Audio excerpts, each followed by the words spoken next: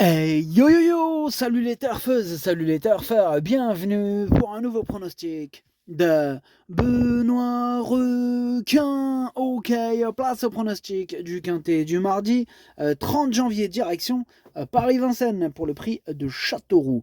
3 attelés, 2850 mètres, 14 partants en réunion, une course, une indice de confiance, 3 sur 5. Petit retour sur le prix d'Amérique. Wow, ah, de la surprise, hein, on a été servi. Hein, d'ailleurs, je ne sais même pas pourquoi ils l'ont pas appelé le Grand Prix des surprises.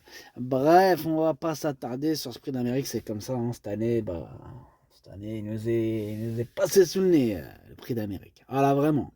Ah, il y a grosse cote, non. Wow. Il y avait de la cote. Hein. C'est un truc de ouf. Ah, j'en reviens pas de cette course. Bref, là, cette vidéo, je la tourne avant l'arrivée du quintet de ce lundi, hein, et je reviendrai dessus demain. Ok, c'est parti, on commence le pronostic, et on commence avec le numéro 1, Benz As. On écoute l'entraîneur Holger Klaus Elert. Bonjour, Holger. Ja, bonjour.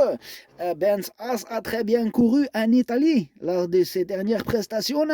On n'est pas dans les mêmes registres en France, mais il lui est possible de terminer dans les 5 premiers.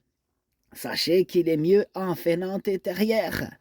D'accord, il est mieux en venant de derrière, nous dit Holger Klaus Elert. Alors, moi, ce numéro 1, du coup, je l'ai pas retenu. Hein. Voilà, on peut pas tous les retenir.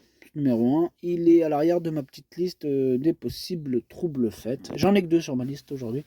Voilà, donc lui, il est deuxième sur cette liste. Donc dernier. Voilà, si vous préférez, dernier de la liste.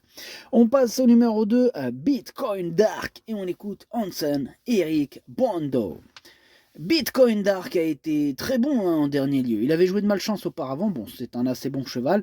Je pense qu'il est mieux sur les longues distances. Il peut aller devant comme attendre. Je pense qu'il peut faire une bonne performance. Hop, je pense aussi, mon copain, étant donné que je l'ai mis très haut, je l'ai mis en tête. Hein. C'est lui mon préféré, ce numéro 2, et j'y crois. On enchaîne avec le numéro 3, Chicha, et on écoute Daniel Wagersten. Chicha était vraiment parfait en fin décembre à Salvala et a gagné avec la manière. Il est à Grosbois depuis quelques semaines, il travaille bien et s'est bien adapté. Il a réalisé de bonnes choses sur les longues distances. Aussi, je ne crains pas les 2850 mètres, hein, même si on n'a jamais de certitude. Je défère des 4 pieds pour la première fois. J'ai des ambitions. Alors, ce numéro 3, lui aussi, me plaît bien. Hein. Je l'ai gardé et je l'ai mis 6ème, hein, pour être exact. On enchaîne avec le numéro 4, la Sassicaia. Et on écoute Thomas Malmqvist. La Sassicaia a été déclarée non partante en raison d'un abcès fin décembre. Tout est rentré dans l'ordre depuis, elle a bien travaillé en vue de cet engagement.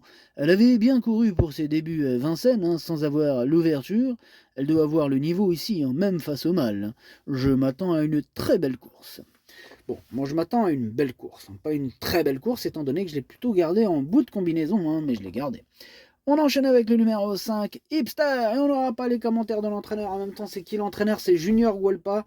Eh oui, c'est celui qui met des émoticônes rouges quand son cheval a une première chance, celui qui met des émoticônes rouges quand son cheval il arrive aux 5 premières places à grosse cote.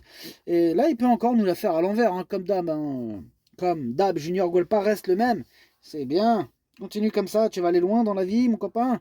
Bref, ce numéro 5, je ne l'ai pas retenu, mais il me fait peur. Hein. De toute façon, dès que c'est Junior Guelpa, il fait peur. De toute façon, évidemment qu'il a... faut faire un ticket avec lui. Toujours faire un petit ticket avec Junior Guelpa, on ne sait jamais. Quand ça passe souvent avec lui en plus. Bref, pour les amateurs de champ réduit, les amateurs de cote, et ceux qui en ont marre de cela...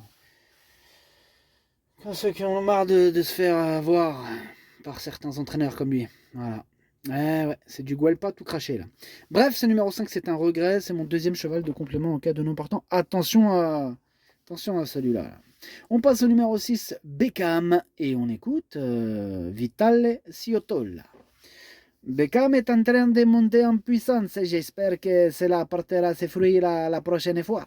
Pour l'instant, c'est encore une course de préparation. Et il a besoin de courir.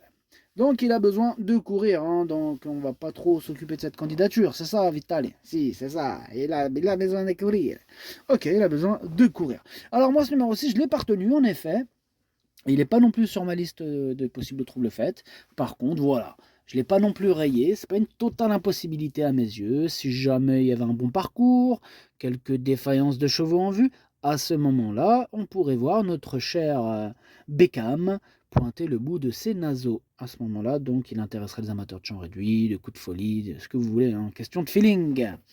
On passe au numéro 7, J.K. Justus, et on écoute Stéphane Arvidsson. J.K. Justus a très bien couru en dernier lieu, hein, finissant bien. Peut-être que cette sortie est un peu éloignée de celle-ci, mais tout va bien au travail et j'en attends une confirmation. Il faut venir de derrière avec lui. Si cela se passe bien, je suis confiant pour une bonne performance. Bon, bah alors, clairement, ce numéro 7, c'est lui qui me prend le plus la tête. Hein. C'est lui mon gros regret, c'est lui mon cheval de complément en cas de non partant. Attention, possible cassage en vue. On passe au numéro 8, Ortino, et on écoute Charles-Antoine Marie. Avec le 9 en dernier lieu, il a fallu produire des efforts dans la première partie du parcours. Pour autant, Ortino n'a pas démérité et n'a pas fait une sous-valeur. C'était mission impossible. Il a bien récupéré de ses efforts et me paraît bien frais à l'entraînement.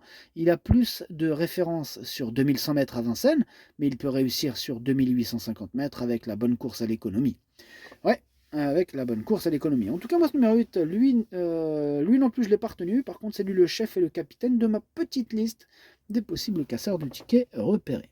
On enchaîne avec le numéro 9, Excellente, et on n'aura pas les commentaires de l'entraîneur, c'est Arnaud le doyen, qui est parti pêcher tout seul. Et oui, parce que Junior Guelpa, lui, il n'est pas parti à la pêche. Donc il est vraiment parti tout seul, Arnaud le doyen. Bah amuse-toi bien tout seul, hein. Tu vas voir la pêche tout seul, bah c'est pas mal. T'es tranquille, personne te brazate. Ma كايناش البرزات hein تبرزيت. Bref, le numéro 9, Excellente, qu'est-ce qu'on en a fait? Bah je l'ai gardé, hein, mais en toute fin de combinaison. On passe au numéro 10, Big CEO. On écoute encore Vitale Ciotola. Hein, Vitale, vous nous présentez aussi le numéro 10, hein? Vitale, c'est ça? Ici, c'est ça. Et Big CEO, il est en forme ascendante et j'espère que cela se concrétisera lors de sa prochaine tentative. Alors, pour le moment, pour l'heure, il s'agit encore de peaufiner sa condition.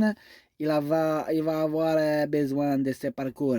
Ah, bah alors lui aussi, il est pas prêt, hein, c'est ça. Il va avoir besoin. D'accord, il va avoir besoin de ce parcours. Alors, ce numéro 10, du coup, je l'ai écarté. On passe au numéro 11, Calamayor DB, et on écoute Pierre Vercruz.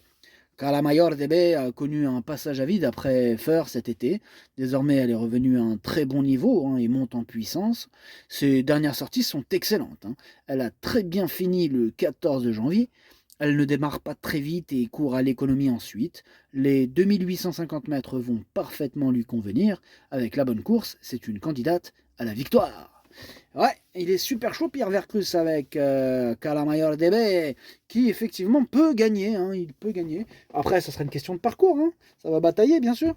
Moi j'ai préféré le 2, mais voilà, ce numéro 11, hein, je ne l'ai pas mis loin, hein, je l'ai mis deuxième. On passe au numéro 12, Helios Cadurcien, et on écoute Yannick Henry. Helios Cadurcien a été malade, hein, comme l'ensemble de mon effectif au printemps dernier, et lui a été davantage touché. Bon, voilà, c'est comme ça. Bon, il a donc mis un peu plus de temps à s'en remettre. Hein, voilà. Bah, il a plusieurs courses dans les jambes et il évolue sur la montante. Hein. Je n'ai rien d'intéressant en province dans l'immédiat. Aussi, il revient à Vincennes, hein, où il avait brillé l'hiver dernier. Bon, s'il n'est pas trop bouillant, hein, il sera très compétitif. Très compétitif, mais il y a une condition, il ne faut pas qu'il soit trop chaud bouillant.